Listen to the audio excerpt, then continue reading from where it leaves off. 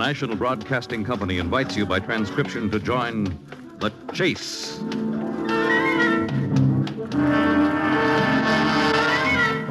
There is always the hunter and the hunted, the pursuer and the pursued. It may be the voice of authority, or a race with death and destruction, the most relentless of the hunters. There are times when laughter is heard as counterpoint, and moments when sheer terror is the theme.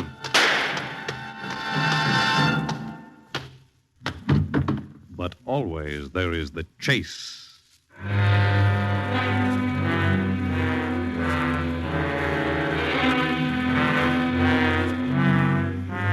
And frustration is the key word when you chase a phantom murder victim and try to find a little woman who wasn't there.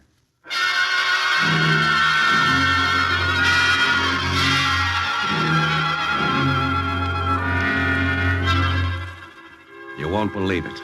So help me, Hannah, you wouldn't believe it if I took an oath.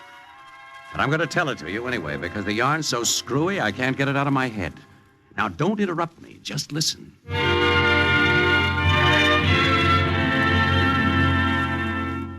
It started in the office. I worked for Dateline, the magazine that gives you a weekly digest of the news. You've seen it on the stands from New York to San Francisco, which, incidentally, is my headquarters. I've been slaving over a hot typewriter in the Frisco office for years, beating my brains out for senior editors like McFarlane. But if I never socked away $1 million, at least I felt the job was healthy until this thing began. You sent for me, Mac? Yeah. What are you doing right now? Crystal gazing. What? I'm trying to interpret the latest Soviet news. Turn it over to Eddie Monaco and follow this up. What is it? Personal interview. There's a countess coming in on the Orient. Docks at 4. The name is Athena. Countess Athena. Greek? Haven't the slightest idea. What'll I ask her about? Her clothes. Her what? She's supposed to be one of the 10 best-dressed dames in the world. Get a human interest story. Ask her how it feels to struggle along on last year's sable coat. What is this, a gag? No, it's not a gag. We've got orders from our Rajah in New York. He thinks we're losing out on female readers. We're to ship out anything that might perk up feminine interest. Let's see what the Countess has to offer. Everything happens to me. All right, Sonny, I'm busy. I'll see you later. Yes, sir, boss, sir. Yes. Now bring something back with femme appeal, and when you pass the drugstore in the lobby, tell them to send up a hot pastrami on rye.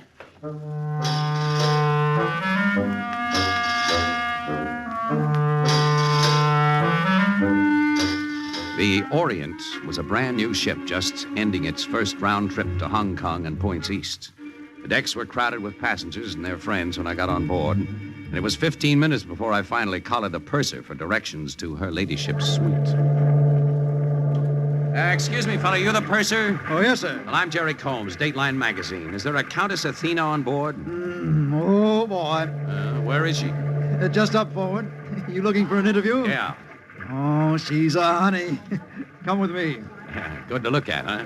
Haven't seen anything better since Dietrich. Suite 907. She's in here. Thanks, Bob. Well, my name's Potter, and I just love to see it in print. I'll bet.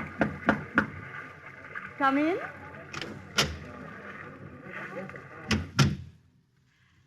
Yes? Excuse me, Countess. My name is Combs. I'm from Dateline. It's a weekly magazine. Oh? We thought you might favor us with an interview. About what, may I ask? Anything that may be of interest to the average woman. And exactly what is the average woman, Mr. Combs? I suppose she's a housewife with 2 kids and, say, look, who's interviewing who? Well, I do not have much time, Mr. Combs, but I will be glad to answer a few questions. Oh, excuse me. Yes? Speaking.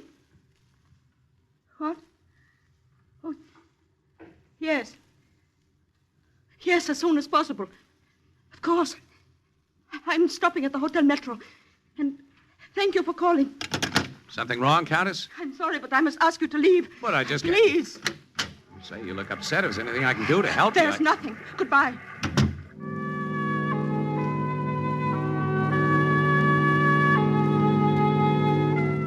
I stood outside her cabin door for a minute trying to figure it out. What made her go pale so fast? It could have been bad news about her family. Or she may have found out that the mink she just bought was really a muskrat in disguise. But thinking about it seriously, it occurred to me that she looked for a moment like a panic-stricken animal. that had been chased through a field and finally cornered by a pack of hungry hounds. Curiosity and the fact that she mentioned the Hotel Metro was enough to lure me over there that evening. And as I crossed the lobby on my way to the desk, I ran into the Orient's purser, who sounded as if he were enjoying shore leave. Well, well. If I live and breathe, it's Richard Harding Davis in person. Hi, Admiral. What happened to your uniform? Oh, on shore, my friend, I am but a humble civilian, like you. How was the interview? It wasn't. Oh, she wasn't nice to you. She was preoccupied. I'm going to try again right now. Hey, she has a suite in this hotel, you know. Yeah, that's why I'm here. Let me take you up there. But you know the number? Oh, I know everything. I'll introduce you to the Countess all over again. You know, she was awful nice to me aboard ship. She smiled twice. Well, how about a little drink first? Well, the drinks are on me after I get my interview. Okay, then hoist anchor, as they so quaintly put it in the Merchant Marine, and let's set sail.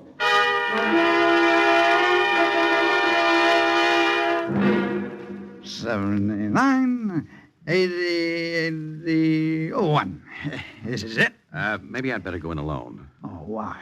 Well, you may be on the gay side tonight for a countess. Well, you think I'm a bit high? And it could be. Oh, now, don't you be silly. Besides, the party needs a chaperone.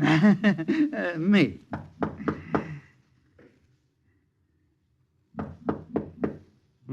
Guess she's out. Oh, no. Couldn't be. Why not? 'Cause I saw her come in and take the elevator a minute before you arrived. The door slid open. Must have been ajar. Well, come on. Let's go in. Oh, the room's empty. Well, maybe I was wrong. Her hat and purse are on the table.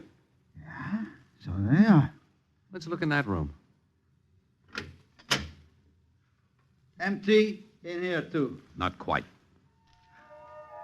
Hey, who's lying over there? Behind the chair. Countess. She's got a bullet through her head.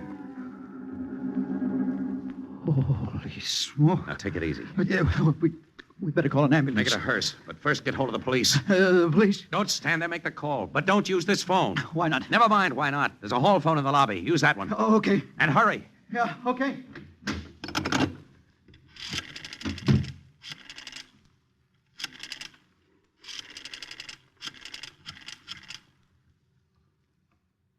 Hello, give me McFarland's desk, quick. This is Jerry Combs. Hello, Mac. I'm in the Hotel Metro, Countess Athena's suite. She's been murdered. Yes, shot through the head. But how do I know why? All I know is that your feminine interest yarns turned into a whodunit. I'm waiting for the cops right now. Yeah, I'll check back later. But robbery? No, I doubt it. Her pocketbook's on the table inside, and I don't think it's been touched. But I'll try to come up with a couple of answers, if there are any available.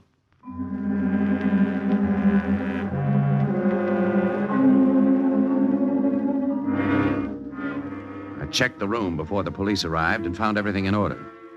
No sign of a struggle, no evidence of strong-arm stuff of any kind. I was on my knees examining the blood stain on the carpet when a police lieutenant walked in. Not disturbing you, am I? Police? Lieutenant Byron. My name is Combs, Dateline Magazine. Yeah, I know. Your sidekick said I'd find you here when he called. My sidekick? Oh, you mean the purser. Where is he? Home in bed, nursing a hangover. You look like you're in need of a little sleep yourself. No, thanks. I'm staying for the party. What party? This is no ordinary homicide, Lieutenant. Oh, no? The gal's a countess. She just got off a boat.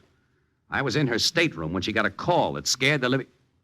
Say, haven't we met before, Lieutenant? Maybe. About 5 years ago, wasn't it? I was with... We'll exchange reminiscences some other time. I got work to do. Yeah, we'll go right ahead. I won't be in your way. I'll say you won't. Out. What? You heard me. Out. Now, listen, Lieutenant. I'm a member of the press. I've got a right to get my story. What story? This story. It's just routine. I tell you what I'll do. I'll call your office myself after we're finished. Oh, no, thanks. That's my job. I don't think this is routine either. That woman just checked in about an hour ago. I know all about her. You do? Sure, now suppose you run along back to your office and leave the detective work to me. Now, wait a I minute. said blow, reporter. Oh, this is a fine brush-off. What's the idea of the Tough Lieutenant Act? Since when does the press get a runaround in this town? Agony. Now, look here, Throw Lieutenant. this bum out. Okay, you asked for it. Our magazine goes to press tonight, and when I write this yarn, I'm giving you special mention, Lieutenant Byron. Remember, I spell my name with a Y. Just like the poet.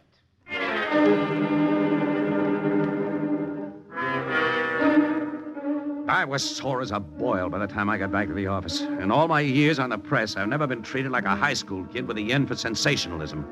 And on top of that, I was practically a material witness. I found the body. And that dumb flatfoot didn't even bother to ask one single question. Come to think of it, that was the craziest thing of all. He didn't even question me. But that was only the start of a screwball night. Mac. Oh, hello, Jerry. Listen, Mac. I just got a pushing around from the carpet department. There's a story in that Countess murder, and Lieutenant Byron didn't give me a chance What murder? The Countess Athena killing. What else? Have you been drinking on company time, Combs? Have I what? Countess Athena wasn't murdered. She wasn't. Well, then what did she die of? A stroke. A stroke? This gal was shot through the head. Listen, Jerry, you're giving me a headache. Why don't you forget the entire business and go home to bed? Am I really nuts? Is this you I hear? We've got a murder in our laps and a deadline to meet in 2 hours. There's a chance we can scoop all the dailies for the love of Mike. That murder story is a figment of your cockeyed imagination. What? The woman died of a stroke. It's been absolutely proven. Now get out of here before you can.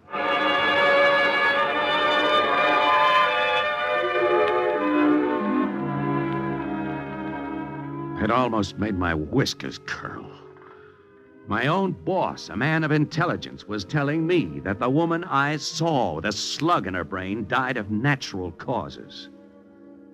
There was only one explanation. Someone gave him phony facts for some ulterior motive. And there was only one way to set him straight, and I took it. Half an hour later, I was outside the Countess' suite again, ready to risk another scrap with Lieutenant Byron. Yes. Oh, sorry, I must have the wrong... Wait a minute. This is suite number 881? Yes, it is. Can I help you? Where's Lieutenant Byron? Lieutenant who? The police. Say, how long have you been occupying this suite, madam? I've been here since yesterday. Who are you, young man? You've been here since when? I'm afraid I... Wait a minute, excuse me. How dare you enter my apartment without an invitation? Yeah, this is the same place, all right. I remember that cracked mirror on the wall and those pictures. What on earth are you talking about? You took the words right out of my mouth. You haven't been in this suite since yesterday, lady. You must be insane. Where's the Countess? Who? Where's the body? Say, who are you, if you don't mind my asking? I'm Mrs. Lucille Carver. And if you don't leave this apartment at once, I'll call the police. I'll go right after I have another look at the carpet in the other room. You lunatic! Now stay out of that room, do you hear? Stay out! Empty. What did you expect to find in here? Even the blood stain on the carpet, that's gone too. Maybe you're right, lady. Maybe I am going crazy after all.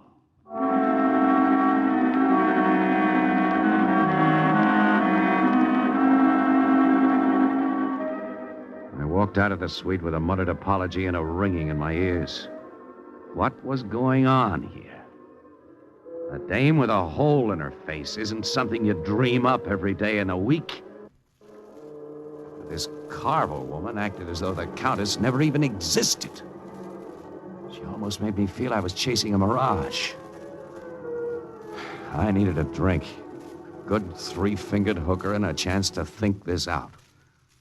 And as luck would have it, I ran right into Potter, the purser in the bar. One more, barkeep. Oh, Potter. Oh. Hello, Combs. What are you drinking? Buttermilk Butter what? with a little lemon on the side. Potter, boy, am I glad I ran into you. Something absolutely screwy is going on. Oh, really? Yeah, the Countess, you know, the dame that was shot. My boss was told that she died of a stroke, and now... Dame? What dame? I beg your pardon? I said, what to him? Barkeep, will you hurry up with that buttermilk? My ulcers are crying. Potter, Yes? tie a can to the gags, will you? I'm talking about the Countess Athena. I never met the lady. Is she married? Potter, play footsie with me and I'll knock your teeth out. Take your hands off me. You'll crease my lapels. All right, what is it? What's what? I'm willing to bite. What's the angle? Angle? Did you see a woman named the Countess Athena with a bullet in her head? No. She wasn't on your passenger list aboard the boat? No. And you've never even heard the name before? No. Potter, you're a liar. And you're a nasty man. For the love of Harry, is everybody trying to drive me nuts? Am I really chasing an illusion? Is it possible to dream up a corpse that never existed? It's possible to drink too much. Oh, is it? And you were as drunk as a coot when we met about 2 hours ago here in the bar. How interesting. You were flat on your back, fella. Well, I had to take you home. Well, that Countess Athena you were talking about was riding a pink elephant in your brain. That's a lie, and you know it. One more buttermilk, barkeep, will you, please? And make it a weak one. Potter, Yes. for the last time, are you going to level with me instead of trying to drive me crazy? Look, will you go peddle your weeklies, friend?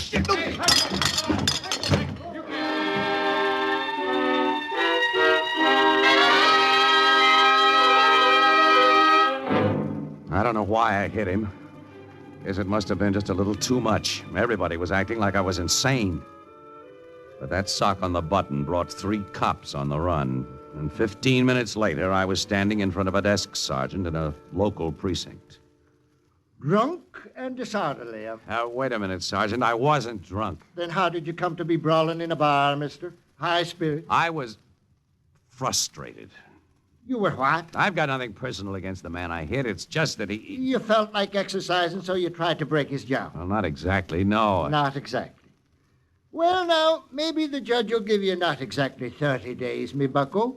He'll make it 29. Book him on a D&D. Wait a minute, you can't do that. Oh, no, I can't. I've got a right to make a call first. Well, that's correct, Sergeant. He's got a right to make a call. Byron.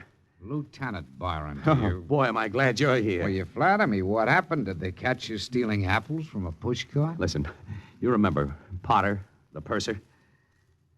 Potter? Yeah, Potter, the guy who called you tonight when we found the Countess's body. Oh, yeah, Potter. At least you admit you remember the murder. What murder? Come again. This man doesn't seem to be sober yet, Sergeant. A night in the cooler will fix him up. Wait a minute, let me get this straight. You deny you investigated the murder of Countess Athena in the Hotel Metro tonight? Nobody was murdered, mister. The lady's still alive. She's still... But she can't be.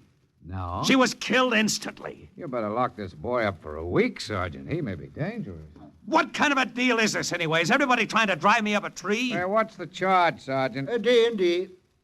Anything else? Well, no. He could have been resisting an officer and flouting the law. Yeah, hold him for trial on Friday. Friday? You mean you're going to keep me here for the rest of the week? If you like, you can stay 2 weeks. We'll give you a room with a view. I've got a right to make a call. You said that before. Okay, 1 call. Who's your lawyer? I want to talk to McFarlane at the Dateline office. What's the number? Wharf 79311. Dial the number for him. Hold on. Yes, sir. Look, Lieutenant, I'm just a poor, dumb bunny who's trying to turn an honest buck. All night long, I've been chasing a corpse that everybody tells me doesn't even exist. All right, now, what's the gimmick? Please, let me in on it before I break a blood vessel and really go off my trolley. Hello, Dateline office. Sergeant Hogan, 11th Precinct speaking. I want to talk to Mr. McFarlane. Right. Just a minute. Here, mister. Oh, thanks. Hello, Mac. Listen, Mac, I'm in a jam. I got into a brawl a little while ago, and they're holding me on a disorderly conduct charge. Yeah, Lieutenant Byron's here, too. So will you get a bondsman down and bail me out? What? You want to... Oh, sure. Thanks, Mac. Yeah, he wants to talk to you, Lieutenant. With pleasure. Hello? Yeah. Oh, yeah, I see.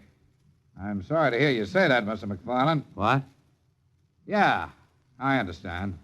Well, it's all right with us if it's all right with you. So long. Well? He says he doesn't care if we keep you here until you're too old to walk out. He said what? Book him, Sergeant. Put him in a nice warm Wait cell. a minute. You can't do this to me. I got a right to legal advice. Just a moment, please. I represent this gentleman. Who are you? Ranik is my name, my card. I'm an attorney, and I'm prepared to furnish bond. In any amount? In any amount. You know this man, Combs? Hi. He has known me for years. Yeah, sure. For years. Hi. You cannot hold him indefinitely on a charge like this, Lieutenant. I demand that you bring my client to night court so that his case may be tried immediately. He will plead guilty, of course, and as a first offender, he will be released after payment of a small fine. That, I believe, is the legal procedure. Pretty smart, Mr. Rannick. Does he go over to night court, Lieutenant? Now release him. Right now. We'll withdraw charges. Let him go with his Mr. Rannick.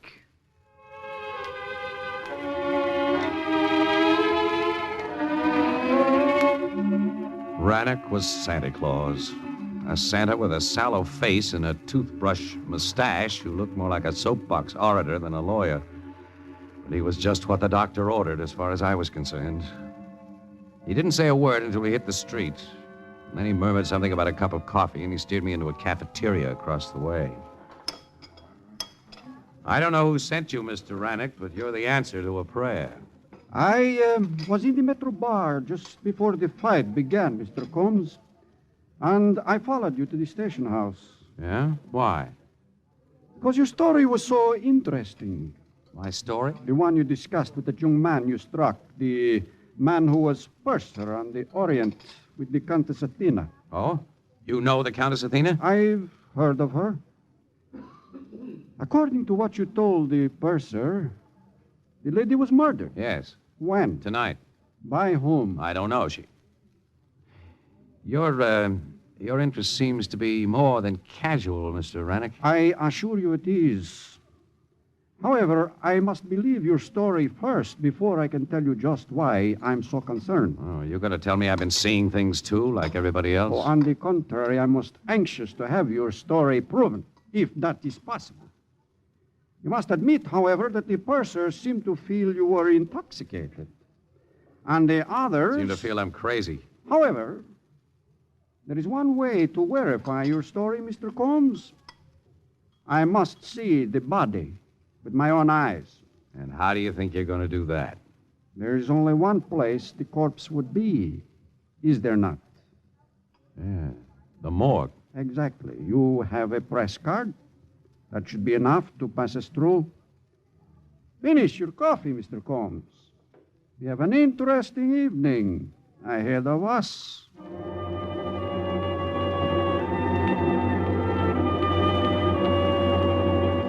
Ever been to a morgue? It's a dandy place to spend an evening. It's always quiet in the icebox, and the inmates sleep with that restful quality that only a Skid Row bum knows. We went from crib to crib. Let's try this one, Mr. Combs. Yeah, it's a man. Must have been in an accident. Automobile, perhaps careless driving, seems to be taking a heavy toll of your countrymen. Huh? My countryman. Let us try the next one.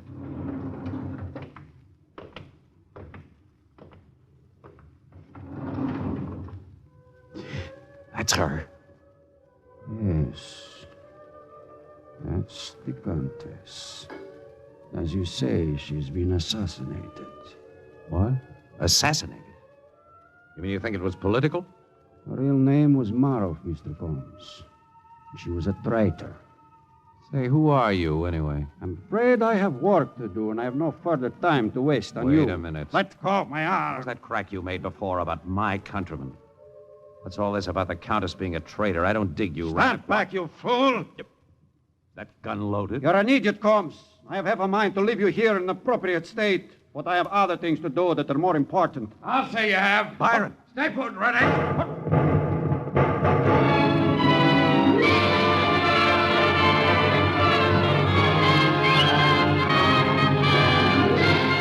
There were 3 FBI men there with Byron, and it was the 4th of July, and fleet maneuvers rolled into one. By the time it was over, Rannick, had a hole in his chest, and Byron had one in his leg. As for me, I was on a slab right next to Countess Athena, and I'd have stayed there if the slug that hit me had traveled just 2 inches to the left. Hello, Jerry. How's the boy? Never felt better, Mac. A slug in the shoulder in a hospital cot is just what I needed to build me up. You'll be out of here in a couple of days. Take it easy. I brought you some marshmallows to munch on to while away the time. Listen, you... Hey, Jerry, you mustn't exert yourself. I've only got one arm left to use, but I'll slip it around your stubborn throat if I don't get an answer and a good one now. Sure. I'll explain it all. Only don't excite yourself. Start talking and make it good. Well, you guessed yourself that Rannick was a foreign agent, and so was the lady who called herself the Countess Athena. Go on. As a matter of fact, she headed a spy ring in Asia, presumably for the Iron Curtain boys. Actually, her sympathies were on our side. She was counter-espionage for the West. Who killed her? One of Rannick's men. But the guy was picked up before he could inform Rannick what he found out about the Countess and that he had killed her. That's why Rannick was so anxious to get the facts from me. If Rannick had discovered that Athena had been murdered, he would have known why. And he would have gotten word to his chief in Asia. Every one of Athena's assistants overseas would have been suspect as counter-espionage agents and executed. That's why Athena's death had to be kept under wraps. The order came straight from Washington. But why didn't you let me in on it, too? Even Potter must have known the facts. Sure, but you were the only one Byron wouldn't trust. He said you were headline crazy. You pulled a fast one on him 5 years ago. You blew a story you wanted kept out of print for 24 hours. He gave us orders to keep you in the dark. I knew I'd seen him somewhere before. Oh, incidentally, that dame you met in Athena's hotel suite... Mrs. Carville? Was a policewoman, one of Byron's plants. Now, does that explain everything, Junior? Oh, sure. But you could have saved me a bullet wound if you'd have told me exactly who she was. Who was? The Countess Athena. Who's she? Get out of here, you... Jerry!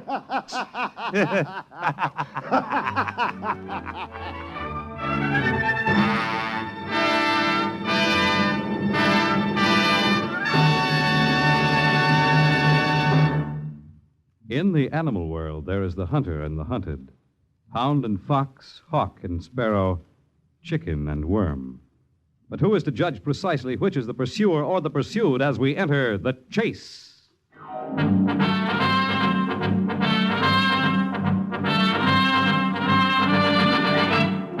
The Chase was created and written for the National Broadcasting Company by Lawrence Clee. Heard in the cast were Stotts Cotsworth, Bryna Rayburn, Chester Stratton, Ian Martin, Joseph Boland, and Roger DeCoven. The Chase is directed and transcribed by Fred Way. Fred Collins speaking.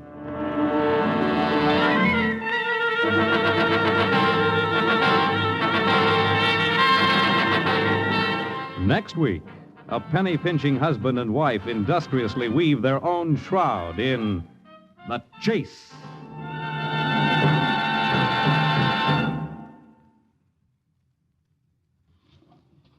If you want your child to have the best education you can give him, won't you get a pencil and paper and take down the address I'm going to give you at the end of this announcement?